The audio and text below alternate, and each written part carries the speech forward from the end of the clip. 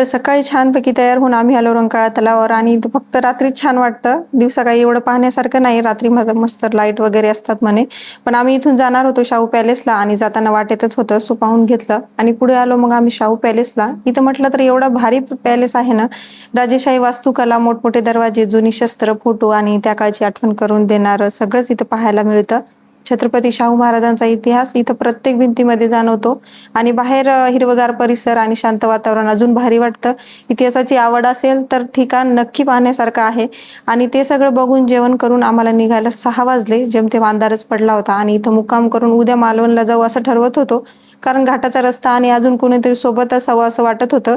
पण आई महालक्ष्मीची कृपा तेवढ्यात माझ्या डीएडच्या मैत्रिणीचा कॉल आला आणि म्हणाली की कुठं आहेस, तुझं स्टेटस पाहिले, मी पण कोल्हापुरातच आहे आणि मला मालवणकडे आता निघते मी. तर चला म्हटलं एक गाडी तर सोबत आहे, जाऊ. आणि मग आम्ही सगळेजण एका ठिकाणी भेटलो, चहा वगैरे घेतला आणि निघालो.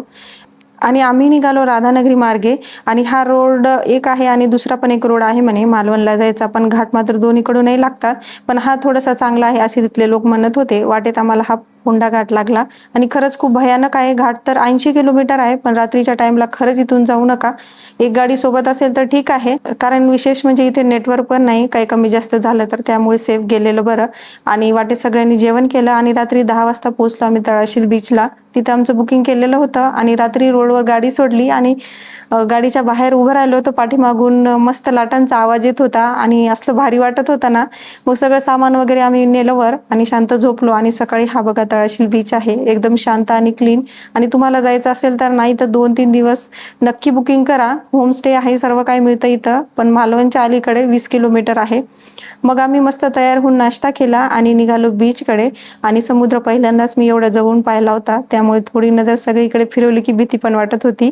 पण जसं जसं जवळ जात होते ना, खरंच खूप भारी वाटत होतं. मस्त फोटो व्हिडिओ सगळं काही करून घेतलं आणि वीरनेत्राला तर एवढी मज्जा येत होती काय सांगू. त्यांनी पण पहिल्यांदाच समुद्र पाहिला होता आणि त्यांच्या चेहऱ्यावरचा आनंद पाहून आम्हाला अजूनच छान वाटत होतं. इथून मज्जा करून मग आम्ही निघालो देवबागला, तिथल्या बीचवर. आणि वाटेत जाताना जेवण केलं आणि कोल्हापूरपासून तर माझ्या जेवणाचे वांदेच आहेत. म्हणजे जे व्हेजवाले आहेत त्यांचं थोडंसं इकडे जेवण व्यवस्थित भेटत नाही. मी तर वरण भात आणि डाळ खिचडी याच्यावरच आहे. बाकी नॉनव्हेजवाल्यांची फुल मज्जा आहे इथं. आणि देवबागच्या बीचवर मात्र तेवढं काही क्लीन नव्हतं, त्यामुळे इथं तयार होऊन आलो म्हणून आम्ही फोटो व्हिडिओ काढले. जास्त काही पाण्यामध्ये गेलो नाही. आणि वॉटर ॲक्टिव्हिटी मात्र रील्समध्ये बघायला छान वाटतात. अशा समोर गेल्यावर काही त्या करा वाटत नाही, थोडीशी भीती वाटते लाटांकडे, समुद्राकडे बघून. त्यामुळे आम्ही काही केलं नाही आणि जास्त पाण्यात उतरलो पण नाही. तिथून थेट निघालो गावाकडे. चला तर अशी झाली आमची कोकणची ट्रिप. व्हिडिओ कसा वाटला ते नक्की कमेंटमध्ये सांगा. आणि तुम्ही कोकणला गेलात की नाही किंवा पुढच्या वर्षी प्लॅन असेल तर नक्की तळाशील बीचला जा. भेटूया नेक्स्ट ब्लॉगमध्ये. तोपर्यंत बाय, टेक केअर.